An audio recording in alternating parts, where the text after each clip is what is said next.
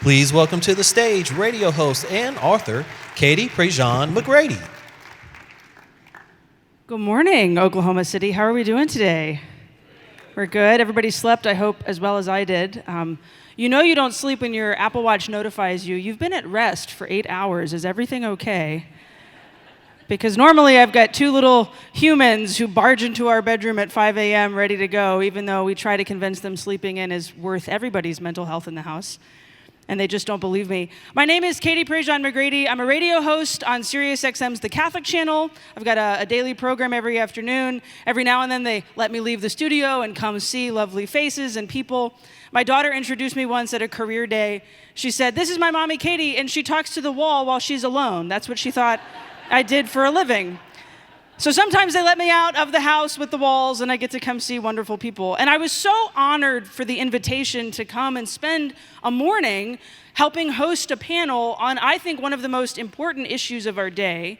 And as the video just shared with us and showed us the way that mental health is impacting people's lives and the way Catholic Charities really steps into the gap at a moment when so many people are struggling. And so many people are struggling in big ways where there's objective suffering and hardship that can lead to a mental health crisis, and in small ways where people are carrying very heavy burdens and fears about everything from how are we going to buy food to is our house going to get taken. And I think the way Catholic Charities steps into people's lives, oddly enough, even though I'm not necessarily the beneficiary of some of the services of Catholic Charities, I have been widely and wildly impacted by the good of Catholic Charities, kind of in an accidental way, at a moment of kind of mental health crisis without me even realizing it. And I'm not trying to one-up Mike's story by any way. When my husband and I lost our jobs in May of 2017, he was fired on a Friday, I was fired on a Monday. We were 6 months pregnant and we just bought a house. So it was kind of a hard moment to lose our jobs. I found myself sitting in the office of a religious sister in our diocese who I'd become very close to. And Sister Miriam, some of you might remember her from good old Catholic Charities of SWLA. She's from New Hampshire, but the Southerners claim her now. She leaned forward in a chair and she reached out and she grabbed my hands and she said, "I know right now you're telling me you're okay. I know that you can pay your mortgage next month. I know that you still have your health insurance for a few more months, even though you've just lost your job. I know that on the front, you might try to be telling everybody things are fine. But I care about your mental health and Jesus cares about your mental health. And so when you're ready for the number of a good therapist, let me know." And so a few weeks later, when I swallowed my pride and picked myself up off the floor of feeling like an utter failure because I'd lost my job, I called that therapist. Sister got me to somebody that could help me process what was going on. And all of us want to pretend we're tough and we don't need somebody to process. Or, therapy is sometimes stigmatized on TV as laying on the couch and somebody's just while you're sitting there telling them your problems, which don't seem all that big in comparison to others. But that therapy really did help me and then my husband, and then together we went to counseling, survive what was an incredibly hard time. To where, when a few years later, we had to evacuate for Hurricane Laura from Lake Charles while I was 9 months pregnant with child number 2, I wasn't as upset or having as hard of a time because I had not just coping mechanisms because of years of therapy, but I knew that when it was all said and done, when the storm had passed and the roofs were tarped and the fences were being picked up and the food drives were starting, the Catholic Charities would be there to help put together our town again. Now, funnily enough, 2020 was not just Hurricane Laura that hit Lake Charles, and of course the global pandemic that had shut everything down, but 8 weeks or so after Hurricane Laura, and we'd had a baby at this point, Hurricane Delta hit, so we got a double whammy. And so we had 2 insurance claims, and you all know how insurance claims work. With named storms, you have a higher deductible, so everybody was either rolling in cash from Allstate, who just wanted us to stop calling, or were begging FEMA to try to pay attention to us. And we found ourselves on kind of an odd windfall moment with our insurance. And so it was a random Wednesday, about 2 weeks after Hurricane Delta had hit. We had some roofers at our house, so I needed to be out of the house for the day so my kids couldn't hear all the hammering at home. And I had a few extra $100, which is not something that many people can say they often have. And I decided I was going to go to one of the distribution sites and just give the money to Sister Miriam, who was back in Lake Charles and was now running our Catholic Charities. They were set up at Queen of Heaven for the day. So I loaded the kids in the car. I had a few $100 cash, ready to go make a donation, feeling pretty good about myself that I was going to go help out people that were down on their luck, people that were having a hard time. We were doing pretty okay, all things considered. Yes, we'd lost the swing set. My daughter was still crying about it.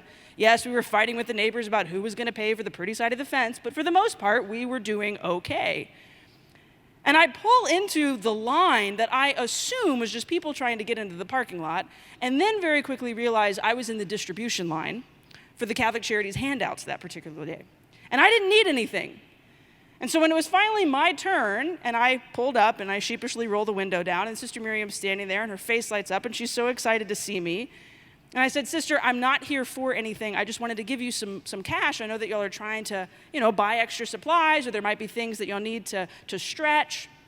And so I handed her the envelope of cash, and she smiled and she pocketed it, which is a very funny thing to watch a nun do, is just pocket a wad of cash. But then she said, how's that baby doing back there? Claire was only a few weeks old at the time. And I said, oh, she's good. She's growing out of her diaper size. She jumped from newborn to 1. So I was headed to the store right after that to go pick up some more Huggies. And she said, great, open up the back. We'll throw some diapers in. I said, oh, no, sister. I don't need anything. And she said, yeah, you do. And the next thing I knew, I was on the receiving end of size 1, size 2, size 3 diapers. Rose got a toy out of it because she was like, what about me? And as I drove away, I went to go donate, and I instead received. But I thought back to that moment when she leaned forward and she grabbed my hands and she said, Jesus cares about your mental health, and so do I. And in that moment, years later, she was reminding me again that sometimes it's in the giving of something tangible that you realize you're being cared for, spiritually, emotionally, mentally. Sometimes it's in the just looking at somebody and acknowledging this problem, this struggle, this hardship is real, and you are seen and you are known and you are loved in that hardship, is enough to get somebody to more services, to more help. I was so encouraged when they called and they asked me to come help host a panel of experts to talk about the way that practically Catholic Charities is already doing this, encourage your agencies and your organizations to continue to do the work and offer practical advice on how, link you into opportunities that the federal government offers to fund many of these projects. And I said, are you sure you have the right person to host this panel? Because it is an incredible honor to know that so many of you are doing such remarkable work day in and day out, and I've felt and been on the receiving end of it in a very, very small way. So before our panel comes up, we're going to show you one more video about the way Catholic Charities is operating in this space, and then we're going to dive into what I think is going to be a fantastic conversation. Go ahead and pull your pen and paper out, because you're going to want to take notes, because these folks are experts. But for now, direct your attentions to the screen.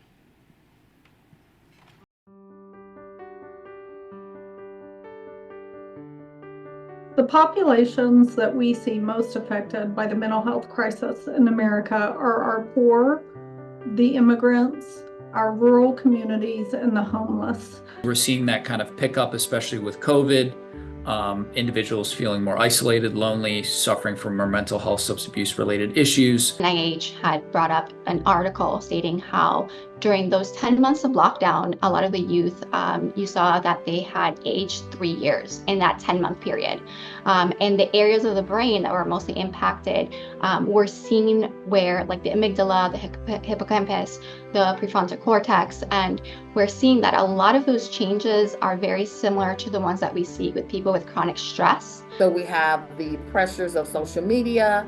We have children who are, comparing themselves against their peers and feeling inadequate in a lot of ways because they feel like they're not living the right life, or they don't have what they should have. So unrealistic standards are being created, unrealistic lifestyles are out there. Nobody can compete with that. So that definitely creates anxiety, competition, depression. And the elderly continue to struggle just because of isolation and depression of being alone, or the fact that we're living longer is a good thing and a bad thing, because if I live long enough, I'm probably going to outlive a lot of my family and friends. And I also think that mental health services are stigmatized even more in a senior population than they are in the rest of the populations that we serve. We always think about Maslow's hierarchy of needs. Someone that is experiencing homelessness, right? That's stressful, not having enough income, all those things. How is that not going to contribute to mental health, meaning depression, anxiety, and all those things, right?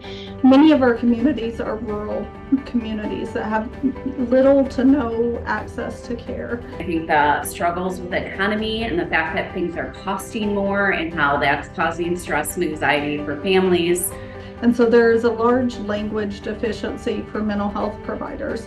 We've struggled in our resettlement services to find access to care for our refugee clients. And I think that is all seen through lack of clinicians, not enough staff to manage those types of programs, psychiatrists, medications, all those types of things around mental health. And if you're struggling with any social determinants of health, such as access to food, transportation, it can make your mental health challenges far worse than they really need to be.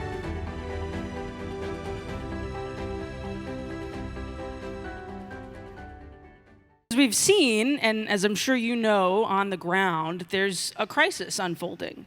And how we respond can be very varied. And we've got an incredible panel of experts. Lisa Carr directs faith-based social service and social work outreach and engagement on substance misuse and mental health for the federal government's SAMHSA, Substance Abuse and Mental Health Services Administration. Dr. Mike Kurata is a religious educator, consultant, and the author of Wholehearted, which I know many of you know about, which is this parish-based trauma awareness resource that was published by CCUSA. And then Monica Palmer is our Senior Director of Clinical and Legal Services at Catholic Charities right here in the Archdiocese of Oklahoma City. We're so excited to have you guys. Let's just jump right in. Lisa, you work for SAMHSA. You do a lot of research. You came prepared with notes. You made us all look bad because she showed up with this pile of papers and she was like, I'm ready. So tell us kind of what's the state of things right now? What do we see happening across the country? What are some of the statistics that maybe we should all be aware of right at the jump? Wonderful. Great. We have lots of data at SAMHSA. So we have some good news and some bad news. We produce the National Survey on Drug Use and Health. It's called NSDUH. And our 2024 NSDUH report stated the following bad news. We know that, for instance, a person dies of suicide every 11 minutes in this country. 3 out of 10 people in the US have challenges with mental health, drugs, or alcohol. 4.5 million youth ages 12 to 17 have had a major depressive episode in the past year, of which nearly 1 in 5 have had a substance use disorder as well. Now, the good news is we are seeing some increase in amount of services to people in need. 32% of adolescents aged 12 to 17, which is about 8.3 million people, received mental health treatment in the past year. And this is an increase of about 500,000 from 2022. So that's very encouraging. 23% of adults age 18 or older, which is about 9.2 million people, received mental health treatment in the past year. And this is an increase of 3.4 million from 2022. And 64.4 million adults age 18 and older perceived that they had a mental health issue, but they consider themselves in recovery.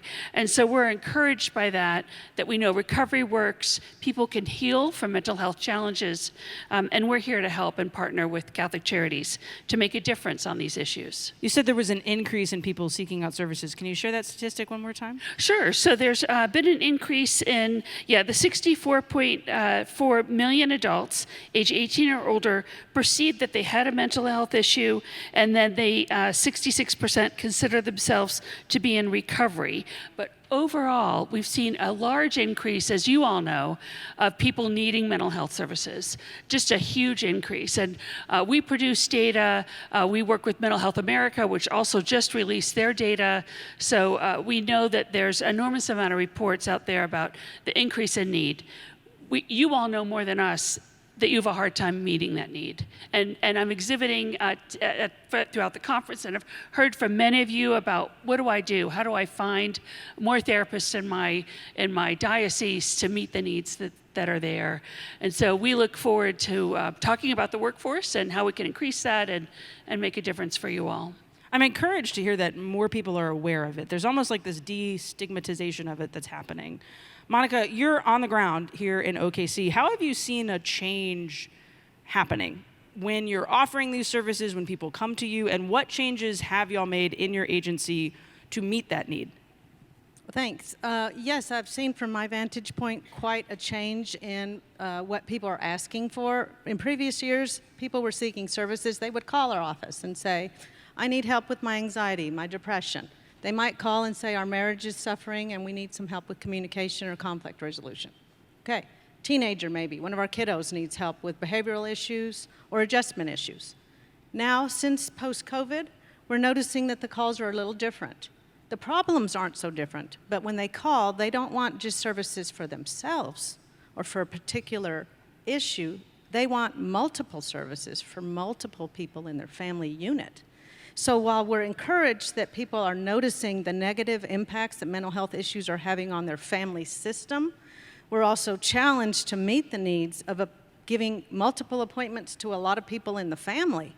But one thing we found, Katie, that's really working for us is using and leveraging our community partnerships with the local universities, and even not so local universities that have online accredited master's level programs where we can garner the help of those interns who come in and want to do about a year's work to kind of sufficiently meet the master's level requirements to become a licensed therapist, and that just adds and gives us more help to serve all the people that are calling. So everybody benefits in that regard. They get Exactly. their hours and your clients. What have y'all done to make sure people know, okay, I can call Catholic Charities. I'm not going to be laughed out of the building. I'm not going to be told we don't offer those services, find somebody else. I mean, you've fostered some changes in the approach. What tangible things did you do to do that?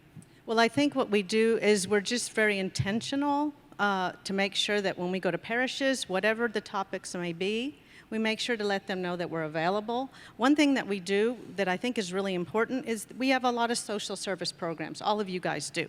And we want to make sure that every touch with a client involves a little bit of mental health awareness or education.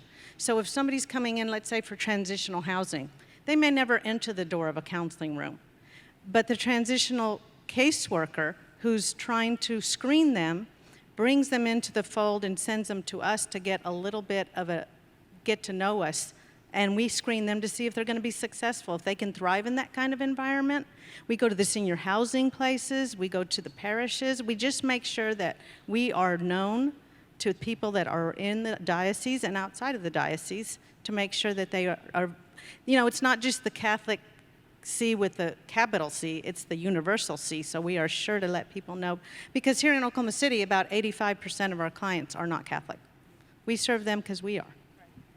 Sounds like, too, y'all are making an intentional effort to make sure people know that they're seen when they show up. You're talking, and I was reminded, my sister is in formation with the Sisters of Life, and they're a pro-life ministry primarily, but the first thing they do when a woman comes to them for aid is not hand them a pamphlet about don't have an abortion. They make them pancakes, and they sit down and they have breakfast with them, and they listen to their story, and it kind of lowers the pressure. Oh, they're just giving me some food. But two, it's an encounter that helps them feel more free to share. Yeah, and you can't underestimate that rapport and trust that you build with your clients outside of the counseling arena. Once they know you, kind of your story really touched upon this, is that you go in and it seems like a very benign way of interacting with Catholic Charities by getting, whether it's a material good or a social support. Then you kind of get introduced into the mental health world, and it doesn't seem like such a difficult thing when your case manager, who you've come to know and trust, says, I think you could use some help. Yeah. Mike, I've known you for years from a confirmation preparation side. When they gave me the list, I said, oh, I know Mike Carrata. And then I was like, wait, what did Mike Carrata do in mental health space? And I was really encouraged to find out about the Wholehearted resource that you created. You made this shift into this trauma awareness. What prompted that shift, and what have you seen, and how does your work from the past really inform this work now? So, backstory, it's late 80s. I've been in the catechetical field for 10, 12 years. I get an opportunity to go to work at Boys Town. And there's 500 preteens and teenage boys and girls there who have left home 5 homes ago. And the challenge is, how do you participate in their spiritual growth from that setting? It's a residential setting. Well, the reason I did it is because I believe that the work can be enhanced by those who are willing to, for a while, move in an interdisciplinary way. So I was like, okay, how do I take what I know to be good practice in religious ed and yet let it be informed by the insights and understanding of good childcare, social services, and the social studies? So I did it for 4 years, and I loved it, and it was challenging, and eventually I took a job in DC, and all of that. Make a long story short, it's 30-something years later, I'm asked by the American Bible Society 8 years ago, can you help us develop and grow our Catholic initiatives? They were really committed to some trauma resources that were in the Protestant tradition, and I said, well, can I mess with these? And they said, sure. So it took me like 3 years to try to adapt it so it was really, a version of it was in a Catholic expression. And one of it involved trauma among the incarcerated. So we went to San Quentin and worked with Father George Williams and his team of 10, and we put them through a training, and we tested and tested and tested. And then they had one for the general public that I was working on and shaping and go through training. So it was 4 years of it. So I go to Scott Hurd here at Catholic Charities. I said, Scott, you want to help test this thing? And he says, no. He says, no, but I would like my own. And I said, well, after 4 years of messing with it, I have some ideas. But it was the same thing. It was, how can the church and its spiritual resources contribute to the bigger work related to mental health? And how can we stay in our lane and make a contribution and not try to do what the medical professionals can do way better? So that's been the challenge, and it's been a thrill. And I spoke the language. My first degree was in psych, so I got the language, and I was intrigued by it, and I knew it was a big need.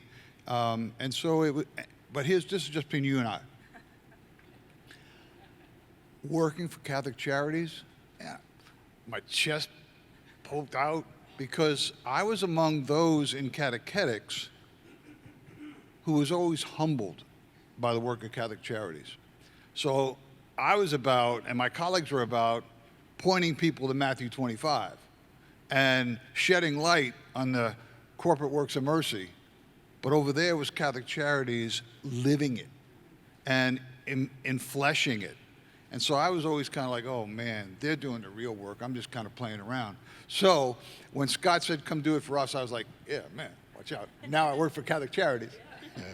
Well, and let's dig into that, because not just the work that you're doing with Catholic Charities and creating these programs and resources, but the bishops have made this a priority. And when our bishops are unified on something, we should all pay attention, because it doesn't happen all that often. But when they are, we should absolutely make note of it. And this has been a priority, so the church should be responding to this. And yet many of us are probably sitting here thinking like, okay, but do I need to stay in my lane, or how do I do that? What's the mandate here? Matthew 25, go make disciples, doesn't say and provide therapy, but yet this is something that we're responding to. Tell us a little bit more about that mandate. Huge. It's huge.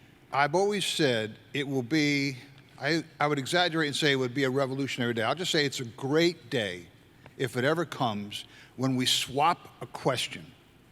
So in catechetics, the church has always said, always asked the question, where the hell is everybody?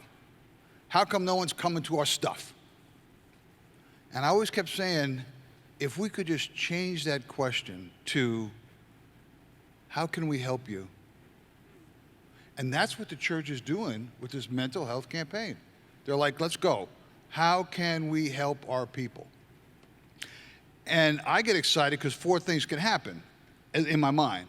One, our people can get mainstream help from the parish, from the church, that they haven't gotten before. A new cadre of volunteers can step up who don't want to be catechists, who don't want to be Eucharistic ministers, but might feel comfortable contributing in a mental health campaign by using their gifts and talents. Thirdly, the church is going to improve its relationship with some of its members, because all of a sudden they're addressing needs that people have real pain over. And here's the fourth: Catholic Charities gets to play. When you ask me about the campaign is asking a coalition of maybe 12 agencies and 30 people total to bring it. I mean, it's amazing that Carrie and Brian get to speak to the bishops' conference in this June meeting for an hour. And the bishops are like, tell us more and help us think this thing through. So, and there are members of this committee, Ron and Ben, who are of Catholic Charities, who are on the coalition. So Catholic Charities is positioned to contribute. If you've waited, you don't have to wait any longer. It is open door, it's time, and the committee is saying, please help us, please help us. My image is this: you know how when you get something, you know you need it at the house, but it's kind of techie or it's a little advanced and you're not sure how to install it. Or I can plug it in, but I'm not sure I can work it right.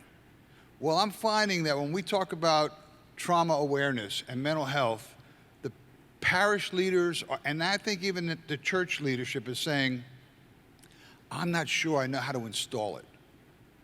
I'm not sure if I install it, I can actually run it. And this is a chance for Catholic Charities to step right up and say, we can do this. We can help you. It's a golden opportunity. Sounds like when my dad called and asked me to come set up his Google Home. Yeah. And I realized he didn't have Wi-Fi in his house, and that was a whole afternoon of my life. But he taught me how to use a spoon, so I was more than willing. Monica, he's talking about Catholic Charities going in, right, and installing this. And I love that image because it's very practical, and we've all experienced that. Y'all are doing that. You have done that. And it's intertwined with all these other services. I know yesterday there was a site visit to some of these homes that y'all are building. How are you integrating these things? I mean, is it casual questions that you're posing to the client? Is it a survey that they're filling out? Is it you have a video camera that's watching them? I mean, what does it look like to integrate those services to where there's an awareness of the client's mental health, and then you can provide? Well, I think it really starts with the staff first. We have to educate and train our staff on mental health, suicide prevention models, and give them tools so that they can use those with their clients. That they have to have a certain comfortability with talking about mental health issues, even though they're not clinicians. So I think the education piece is really important for us here at Catholic Charities in Oklahoma City. I have to say our relationship with the diocese and our bishop is second to none. And that allows us to go into the schools, into the parishes quite easily, and garner those relationships, strengthen them, and provide all of those tools. If it's not just language education, mental health first aid, then it's actually doing psychoeducational training for them and for the parents. So in a way, for me, the most important thing is training the staff and then becoming a familiar face. So they get to know us before they need us. I think that's really important. You know? Yeah, you're not chasing where you're aware. It's the difference between proactive care and reactive care. What makes it distinctly Catholic? Because you could get this from anywhere, but Catholic Charities, it's going to have Jesus at the heart of it. Absolutely, and that's something that we've talked about as a senior team. We don't want to take the capital C away from our frontage. We want to make sure that people know who we are. But what it brings to the table is that our clients can come and bring their faith in. With other practitioners and clinicians, sometimes that becomes kind of kooky. And even worse, they diagnose them with something that's not accurate. And so they can bring their faith into the counseling session if they wish. And if they don't want to, it's okay too. But what we do, I mean, all of us build our mission and our vision around our Catholic faith. The social teachings, the Catholic principles are about what we do. So everybody that enters into our doors, they're treated with respect and dignity. We want to make sure that people know they're not alone. We want to make sure that they realize that we're there for them and that we're going to walk alongside them in the most difficult moments of their life. People don't come to us when they're doing great. But we want them to know that love is there, that compassion is there, and that they're not alone. And to me, that's really showing God's love to them. Yeah. So that's really important. And I think the most difficult moments, the worst moments that we share with clients are the best moments, because that's when God's there. Yeah, if somebody's touch point to the church is that, and then it's not just shoving these catechetical ideas down a throat, but it's no, that the church wants to be there with you in that suffering. You wrote Wholehearted. You've traveled the country implementing it.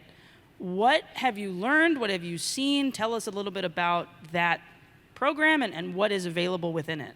Okay, so Wholehearted is a small good thing.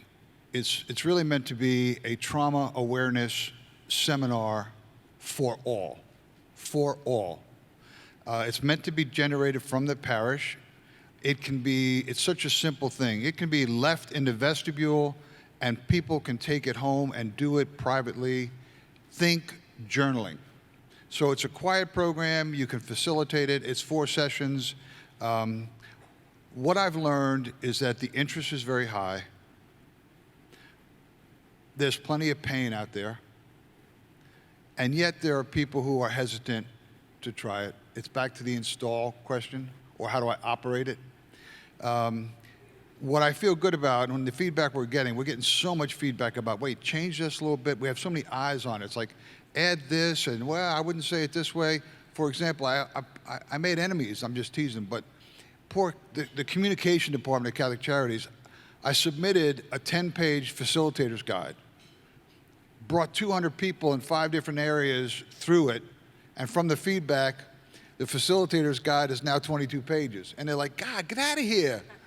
But what I heard was people said, no, we want to know as much as tell us as much as we need to know to segue from one activity to another, one exercise to another. It's a quiet program. It's meant to be reflective. It provides information on trauma. It helps people recognize trauma.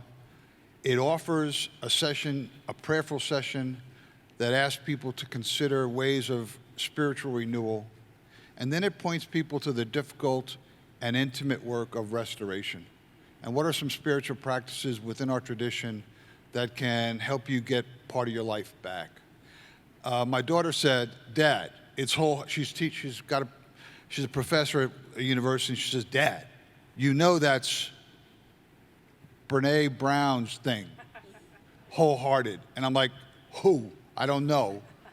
I chose Wholehearted because the 4 sessions are 4 words within the word whole. And that's how we play it. Sounds like this is providing an opportunity for people to just start looking at their healing. Yep. And then if that leads to needing more. Right. Okay, so Lisa, let's go back to where we are in the playing field. I think there's kind of 2 things going on in the mental health space. There's adults who are struggling, who maybe have shoved it down, and to steal the joke from John Mulaney, right? The Irish will shove it down and then they'll just die and that'll be the end of it, right? Or you've got young people who, my husband's a teacher and he talks all the time about how his students are very mental health informed and will absolutely call something a trigger or will say, that's not helping me heal. But where are we at when it comes to young people? And I guess the age range I'm thinking of is like 8 up to 18, and then some young adults with social media, with access to phones, with toxic division in our country. What are those stats? Yep, great. That's a great question. We know that 1 in 5 youth have had a major depressive episode in the past year, and approximately 95% of teenagers and 40% of children between ages 8 and 12 years old use some form of social media. So that's the situation. And we're finding that in July of this year, SAMHSA released a kids online safety task force recommendations. They came from the president's recommendations that we address mental health and youth use of social media. And so we came up with best practices for safe internet use, for youth and children. So we know that social media, as you know, has been associated with risks for physical and mental health, but we also know that social media can help build communities, supportive communities. So we want to just balance that, the harms versus the benefits. So we're partnering with the American Academy of Pediatrics, and we're training physicians, pediatricians, and clinicians to discuss social media use with teens when they have their regular physicals or when they meet with their doctors. We think that is a helpful way to start approaching the issue. We're working with online service providers to improve privacy protections. We're using data-driven methods to detect and prevent cyberbullying and other forms of harassment and abuse. We're recommending that youth voices are engaged in the solution. Youth care a lot about their social media, a lot about their phones, and so we are engaging them. We just had a youth summit in our headquarters in Rockville earlier this month. We have formed a youth advisory committee, and we're using their expertise and knowledge to help guide us around youth mental health. We do look forward to fully implementing the recommendations from this report, and we'll keep you updated as we make some progress on this important issue. You're mentioning social media because it is. I noticed Instagram just implemented new restrictions on messaging access for young people, which I thought, well, that's interesting. You know, like we are the product on those social media sites, and yet they're trying to provide protection. What have you noticed maybe in parents' response to this? I mean, I think every parent is kind of on edge about how their kids are feeling or how they're responding to this. Are you all finding integration is helpful, or that, nope, we need to address each issue individually? That's a really good question, and part of the recommendations do address parents, and how can we help parents? And so we're looking at some more parental controls that parents can control that are easy tech, right? Some of them are too complicated, but we want parents to be able to help manage their children's social media use and help with any potential misuse. So we're engaging parents as we can. As the federal government engages youth, we also want to engage their parents. But it is certainly a tricky thing to be able to address this. It's such a big issue, and so we're working with other federal agencies. We're working with Department of Education, of course, as they address social media. I know some schools are now, at least I'm in Alexandria, Virginia, where our Catholic Charities headquarters is located, and many of the schools in that community are working with parents and either having kids not bring their phones to school, or they're locking them up for the day. So we're finding new ways to partner with national associations and with other parts of government to help parents get help them with their children on this issue. This summer we had a babysitter watching our girls when my show was going on, and so I would drive her home afterwards, and I asked her what she was most looking forward to for her sophomore year of high school. And she, without any prompting, she was like, oh, I'm so glad we can't have our phones on campus this year because it's a new school rule. And it's an incredibly strict school rule. I mean, first violation is detention. Second violation is suspension. I mean, they are not playing around with it. And she was excited about that because she was excited to be able to actually talk to her friends and not everybody stare. And I mean, it impacted her, maybe not in a mental health crisis way, but it was certainly impacting her mentally. It was making her feel disconnected from people. How is Catholic Charities addressing this, especially in schools? I mean, you said at the very beginning, people are calling and they're asking for help, not just for themselves, but for others. Is it parents calling for their children? Is it you guys stepping into schools, Catholic and otherwise, and offering services? Well, really, it's and both. Parents are calling for their kiddos. But we have, over the last 3 years, been called into our parochial skills here in Oklahoma City. And it's been a wonderful opportunity for us because there's Title I funding. I don't know if you guys know about this, but about 3 years ago, Title I funding is really for tutoring, reading, writing, and arithmetic. Well, now there's a flexibility in that Title I funding that allows for counseling. And so we are able to collaborate with our parochial schools and get referrals from them so that we can take an on-site and take a therapist to be on site with them there and provide the counseling during the school day, which does not inconvenience the parents in any way. Of course, it does require that they consent and fill out all of our necessary HIPAA paperwork, but other than that, it's pretty seamless. And when you talk about social media, I realize too that kids are losing some communication skills because they're used to texting. And if you ask a kiddo to call somebody and do kind of an in-person verbal communication, they're terrified. And it's such a good practice to begin putting those things down and giving them some skills to connect in the real world with real people. But being in those schools is really become quite a positive impact for those schools because the teachers need help and they can't be all things to those students. So if we're there, they can refer people to us and we can kind of take over at that point. Mental health is a moment right now. It's having a moment right now. We're talking about it. There's multiple podcasts, there's books, there's all sorts of resources, there's new funding available. We're learning the statistics. The church is always on the front lines of responding to a crisis. Sometimes we're criticized of being behind the 8 ball, but it's often the subtle, hidden work in agencies like Catholic Charities that are responding. How can we draw on our past, Mike, our legacy as a church of responding to these moments, and take what we've learned in this moment? So I'm going to take a risk. I compiled some stories a couple of years back, and one of them is a Catholic Charities story. So I'm going to read it real quick, and I'm going to use a story, and I'm going to cheat. So it's Advent, and I have these tall pine trees in my yard, and I've spent the last 2 days stringing these things. And because I'm a church guy, I've been laden with a lot of liturgical guilt. You can't mess with Christmas stuff until Advent. I'm like, but the weather was really good right after Thanksgiving. Okay, but I made it. I'm stuck. I got it done. I'm at the health club, slumped in the hot tub like wet linguine on the side of a pot. I greet Pete, one of the healthcare staffers, as he walks by. Everybody knows Pete. You know Pete. He's the guy who talks extremely loud. Pete talks to you without ever looking in your eye. He actually talks to your left ear and shoulder. His eyes dart back and forth all the time. But Pete is a kind fellow, a good soul, this Pete, and he's transparent. All Pete's conversations are loud and public to everyone in the locker room. Ask him how he's doing, and he loudly explains to the entire room that he told the doctor his depression is under control. Never felt this great.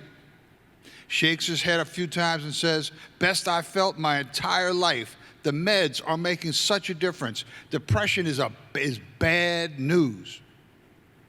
Paralyzes you.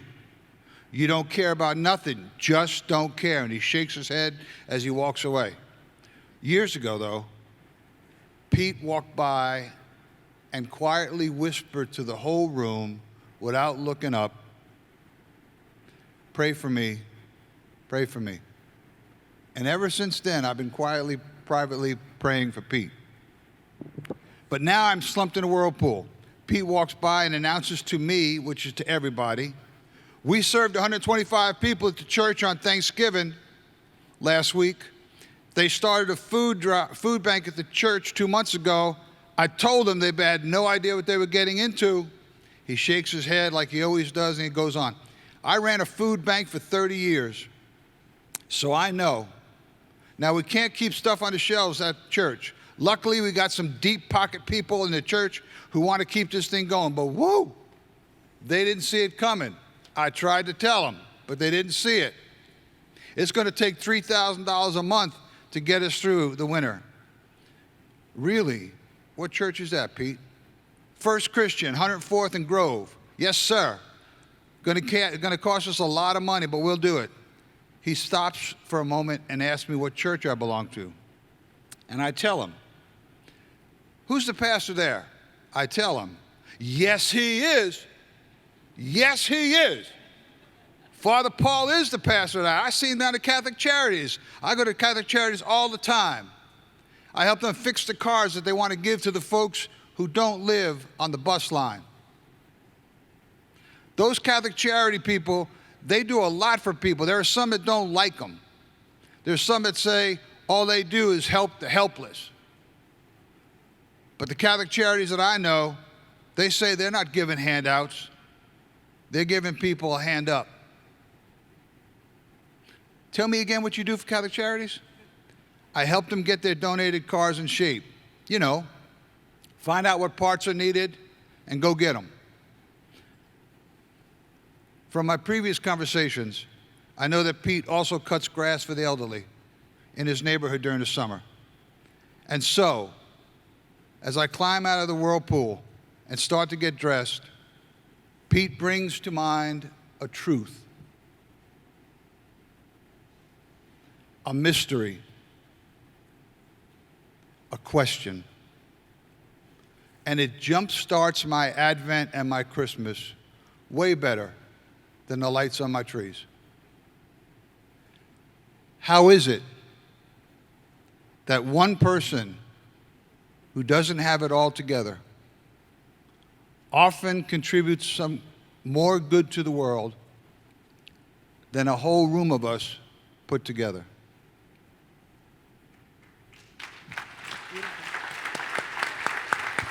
I use that as an answer to your question because you all know Pete and Paula and Jermaine and Chantel and Carlos and Zialetta, and they are volunteers at your agencies, and some of them are on your staff. And you know the people who don't live on the bus line and need help getting to work. What do you bring? It came to me on the plane as I was flying over here. Your work, the mission that we heard about, is full of grace. The people you serve are full of grace. Please bring that heritage to the church's current emphasis on mental health. You can do it in ways that nobody else can do it. And if the diocese and other people in the diocese don't have the capacity to join you, the church is saying it's okay, you can do it for us. And as I said to the Catholic Charities Board back in spring, don't wait, don't look for permission. The church is already saying, come on. Thank you, Mike. The church is saying, come on, and the church needs it, and people need it, and some are sitting there thinking, okay, but how do I fund that, or how do I make that a reality? We're seeing a lack of practitioners who are available. We're seeing sometimes that we don't have the funding for it. Lisa, what can SAMHSA provide? What can agencies tap into? How can SAMHSA help fill that void when it comes to practitioners? What practical help is there? Great. We want to partner with you. We can't meet the behavioral health needs in this country without your help. We know that between 2014 and 2024, Catholic Charities agencies received almost $51 million from SAMHSA alone. That's a lot of money, and it was mostly, a lot of that funds were from the Certified Community Behavioral Health Clinics, or CCBHCs. Those clinics provide mental health services to anyone that comes in their door, no matter what their health insurance is or their diagnosis. And some of your agencies do run those services, run those clinics, and others partner with them. So that's one of our biggest sources of funding.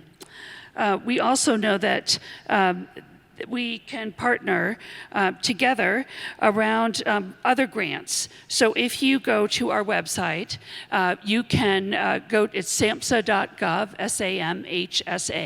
samhsa.gov, and there's a section at the top called Grants. There on our grants page has all the information you would need about grants, how to apply, how to register, who's received grants in your state, who's received grants around specific issues. We have really great search engines, so I encourage you to do that, to check out our grants page.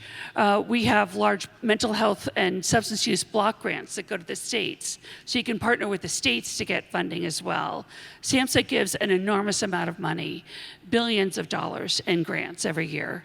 In talking to Catholic Charities staff about this issue, they asked, can you do a webinar on how Catholic Charities and other agencies can apply for SAMHSA grants? So we've checked into this, and we hope to be planning and providing that webinar to you in the coming fiscal year, which starts in October, so sometime soon. And folks will let you know, your national staff, and we'll let you know about that. But some of the other ways we partner is around 988, our suicide crisis lifeline. I know you have the chatbot, the Hope chatbot that does connect to 988. That's a crucial way that we partner on mental health.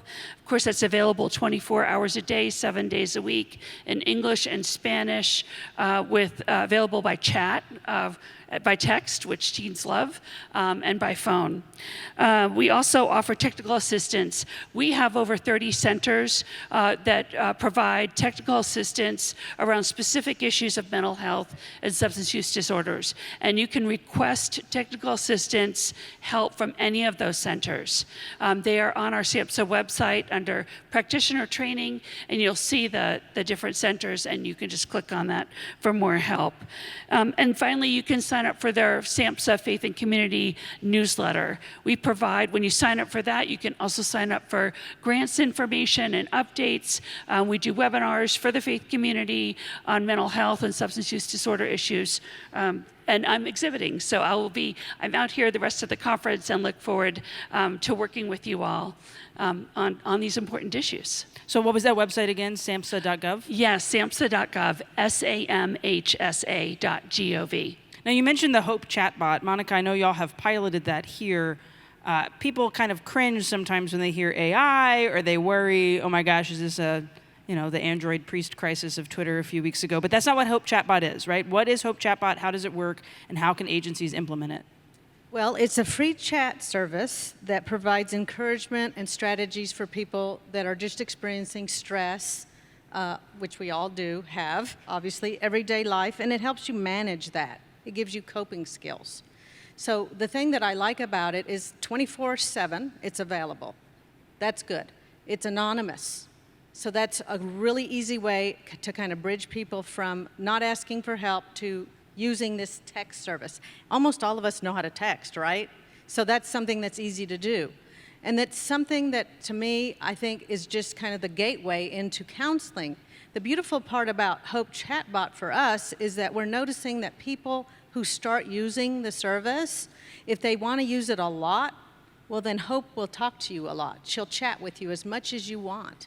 And if you need something a little bit higher, like let's say you're going through a crisis and you need a higher level of care, well, Hope Chatbot is connected to local therapists in the area. One thing that, and we love that because then they get the help they need with a real live therapist. You need that kind of connection. Other things that we love about Hope Chatbot is that you can use that with anybody. If you're 18 and over, you can't reach all those rural communities. We can in Oklahoma. It's very expensive, our state. And people are using that. We have over 700 users right now. We're one of the higher user states in the country. And I have a statistic here that I think is important. Of the total messages that we've had exchanged, it's almost 45,000. Wow. So it's highlighting a need. I mean, people are definitely experiencing a desire to talk through that and then to get connected to care. We've got such great information that's been shared, and we're going to open it up for questions in just a few minutes. So if you've got something percolating in your brain, there's some microphones in the center. I heard it was a chatty group, so you are welcome to start lining up. But before we toss it back out to the crowd, I want to just ask, this is a very challenging space to work in. What is the most challenging part? And then we'll end on a happy note with what's the most hopeful part. But what's the most challenging part? I think that the need, it's significant. You all know more than I about the need for people with mental health services, and that there's just not enough workers out there to solve that problem. And so at SAMHSA, we're working with Centers for Medicare and Medicaid Services on implementing a new National Academies of Science and Engineering and Medicine report around the workforce. We're excited about that as an opportunity to help solve some of the workforce challenges. Church people are interested but hesitant, and there's an organization called the Catholic Mental Health Ministers Association. thousands, and they say the same thing, that there are people standing by who want to help, but parish leadership is just not used to it, so it's that hesitation. That's the challenge. And I just have to go back to that training component. One thing I didn't mention that we also do in the schools is that we have not just the Title I counselor, therapist that's there to provide the services, but we have a curriculum where the religious ed teachers are now teaching how to manage and normalize everyday stress and when to recognize when you need help. And it's called the Lifelines curriculum. We came up with this because we were having a lot of suicides in our schools about 13 years ago. Since the implementation of training the teachers, training the clergy, and using the Lifelines curriculum, 0 suicides in parochial schools in 13 years. It works, guys. It works. It can't be something on the shelf that gets dusty, though. You've got to use it. Is that the source of hope, that you see that it does work when it is implemented? And what are you encouraged by when you see Catholic Charities doing this work, installing it, which is, I think, the great image for this? But what is giving you hope in this space? Well, just seeing that people that aren't clinicians, that are lay people working with children or people in our parish and our diocese, they're interested. They want you to equip them. They want you to help them help others. And for us, I mean, look at all of us in here that can do the work. You don't have to be a clinician to begin the conversation. In October, when the bishops launched their mental health campaign, we have hopefully 12 parishes across the country who want to try it. There's great interest. I'm hopeful in it. Lisa? Yeah, mental health first aid training has been so helpful. And it's available throughout the whole U.S. It's a day training. It's very nominal cost. But it is to train people on what to do if you know somebody that is thinking of ending their life by suicide or have other mental health challenges. It's so helpful to really address some of the basic mental health needs that are out there. And we also are seeing peer counseling are very helpful. Of course, support groups, recovery groups. There's a lot that's out there that can be done that doesn't require a counselor. And so we're excited about those opportunities. Thank you all for sharing your expertise. I think we've got some folks that have lined up. Dr. Dobie Moser. Yeah. Thank you all, and thank you for a beautiful and informative conversation. I just want to name a couple things more as observations, if I may. And it would be, if I had to, as we hear all the many ways that you're connecting, I think Pope Francis puts that under the term of accompaniment, right, of walking with. And I think we need to be really mindful of that. It's a new way to be church together. And it's thinking differently in a very relational way. Secondly, I come to this both professionally, but on a personal level. Having a child who was diagnosed, Vinny was diagnosed with schizophrenia at age 10, which is quite rare. He won the wrong lottery, died at age 23.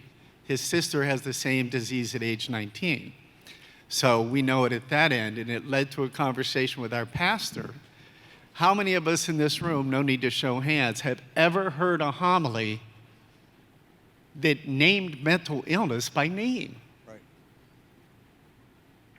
And when I challenged my pastor, who's a fantastic priest, literally 2 weeks later, he finished his homily, and his message was, families, individuals with serious mental illness, we know you were there. We need you to be complete. Without you, we are incomplete. Our community loves you, and I love you. Heart of the message. Where that has led us at St. Ambrose, and I want to credit Father Bob on that, we've had an active mental health ministry now for 3 years.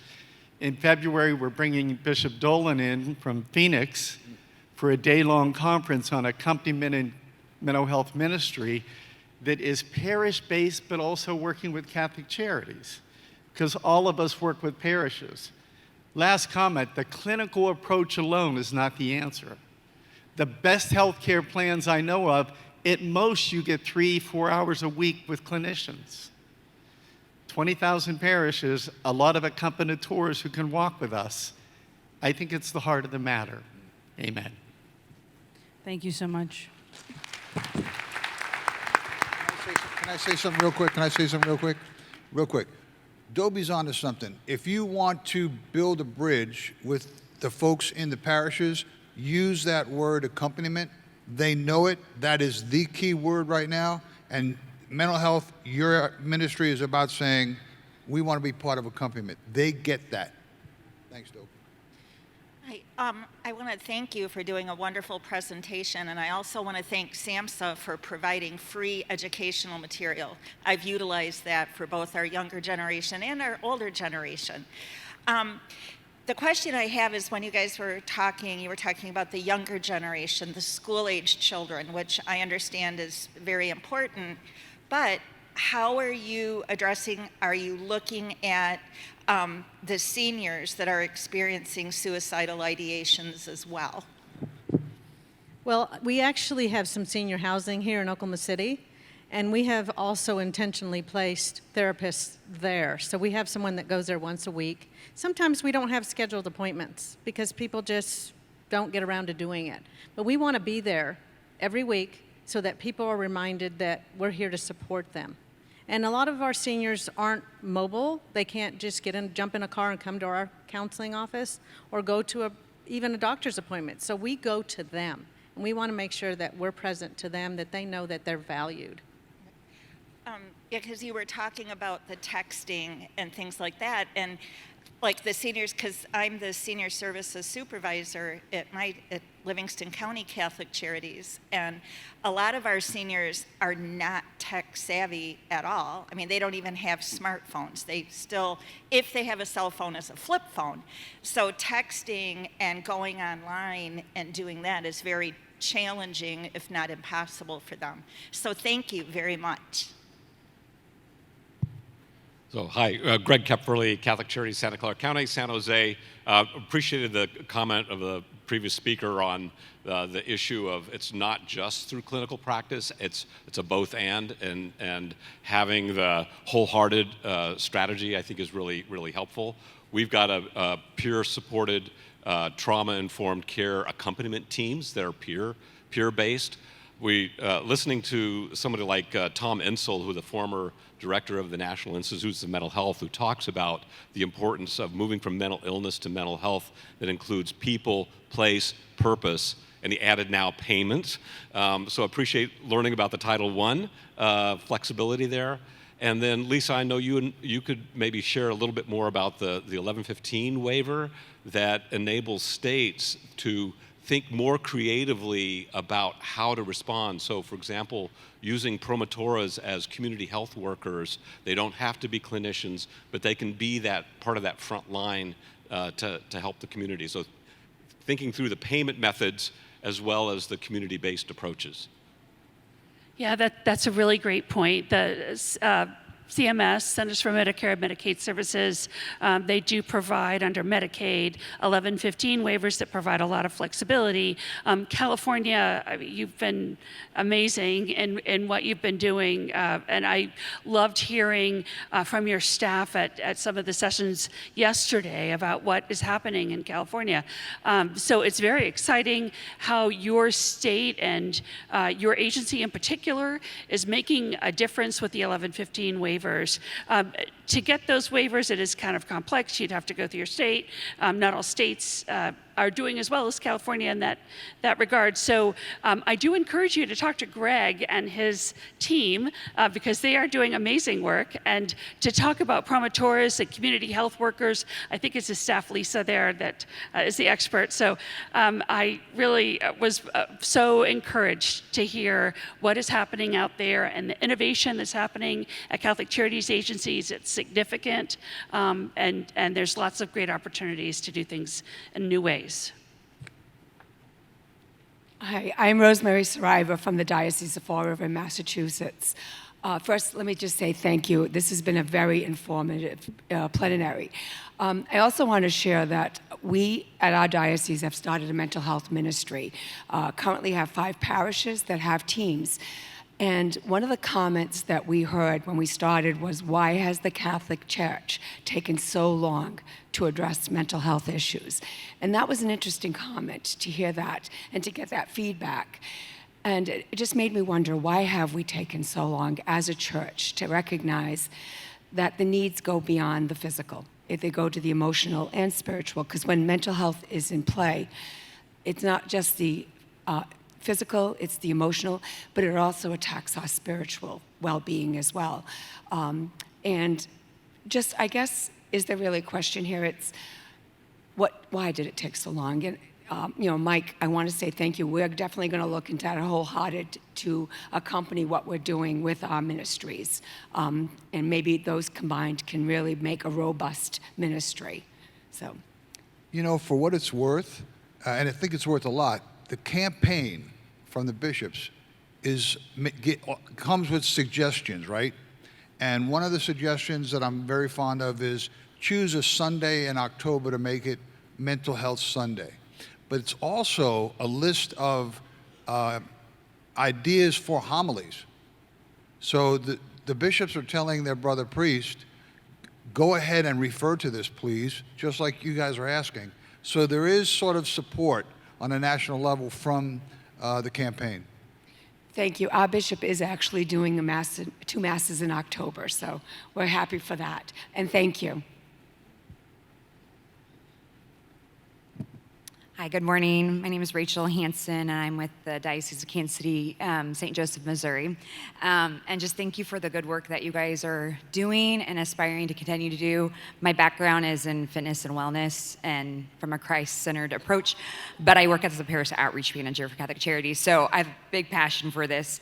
One of the things that we have done, and I always forget how to say their name, but Deacon Ed, the Catholic Health Ministers Association, we were funded a grant to start a parish mental health ministries. And I'm only about 2 years in with Catholic Charities, and it's by far the most responsive parish engagement strategy. Very easy to win over people, and gather people in. People feel like, you had said it earlier, Monica, about they know us and they already know us when they need us. And it's a great way to build partnership. But I think the biggest struggle is how to build sustainability off of it. Like once you go through that grant opportunity, and we had a full-time mental health coordinator, and now we're funding the position at a much smaller rate. And just even at one point, our agency had gotten heavy into mental health counseling, but it was a very financial weight for the agency. So we didn't really go and revisit full throttle into counseling. So I would just love to hear maybe any success stories. And I love that Oklahoma City is just 5 hours down the road for us, so for that connection. But for sustainability, how do you really sustain after you get things moving? And of course, training volunteers well, because that's really what the ministry is based off of. And I feel like that endorsement from the parishes is going well, but to really keep it a priority is a big thing. Yeah. And then second to that, also of just how, if your agency doesn't have mental health professionals and counseling services, what are some ways to, some different segues that are actually, and I love the Lifeline curriculum, I want to learn more about that. But some ways to be integrated into the practice as well. Because one of the things too is even when you encourage people that are experiencing mental health crisis and you're encouraging them to go out to the community, and because I teach Pietro Fitness, it's Catholic alternative to yoga, it's you don't always know what you're advising them to. Are you taking them a spiritual route downhill, depending. So yes, just would love to hear any of your guys' advice towards those. One thing that we have done is we've partnered with our local hospitals. They have a little bit deeper pockets than we do. And they have initiatives for social determinants of health. And so they have funded some programs for Catholic Charities. And that's been a wonderful partnership with us and with them alongside, just doing our annual campaign. So we have a pretty successful annual campaign with Catholic Charities here locally. That's a side campaign from the diocesan annual campaign. So that helps sustain us quite a bit. And the people in the parishes are quite generous to us. So we're very, very lucky for that in and of itself. Excellent. Thank you so much. Appreciate you guys. We're so grateful for our panel for offering this incredible insight. You all shared how this is not just a moment, but very much, I think, something that our country is going to be paying attention to for a very long time. And if Catholic Charities can be on the forefront, people know that we're offering these services, they find the funding for it, and we recognize this part of our greater mission. As they were talking, I was thinking about the story of Martha and Mary, which is often told from the perspective of, okay, well, Mary chose the better part, so she's the better sister, because Martha was just, running around being busy and trying to provide. And if Jesus is coming over, you're going to put out a spread, so I never really hold anything against Martha. But my therapist in one of the first sessions made me pray with that passage and really hone in on the line where Jesus says to Martha, after she very boldly asks Jesus if he cares, which I think is a question many of us bring to prayer. Do you care that I'm struggling with this? I think many people in mental health moments, does the church care that this is a thing I'm dealing with? And we do, and clearly are making the efforts to provide that care. And what is Jesus' response to Martha? He says her name, Martha, Martha, says her name twice, so he really knows her. Doesn't change her name because her identity doesn't need to change. And then names her struggle. You are anxious and you are worried about many things. And then he invites her to sit down with him in her anxiety and in her worry. He doesn't snap his fingers and get rid of it. He doesn't ask her for a refill. He doesn't tell her that the food was good. He just holds some space for her anxiety and her worry. And we know that changes Martha, because when Jesus comes back and raises Lazarus from the dead, it's Martha who greets him outside. So Martha had a healing of some sort. She had a change in her life when she spent that time with Jesus and was seen. And if Catholic Charities can provide those services to help people feel seen and feel loved and feel known and cared for, then that might be some of the greatest work that you provide. I'm sure many of you will have lots more to talk about over the course of the day. The panelists will be around, able to answer questions further. And I'm sure there's a lot of expertise of other folks who have experienced things, who want to be able to share. So we would, of course, encourage that continued conversation. I know you have workshops coming up, so if you could just stay seated for a few minutes. There are some announcements to get you into the rest of your day. But first, let's give a round of applause for our incredible panelists.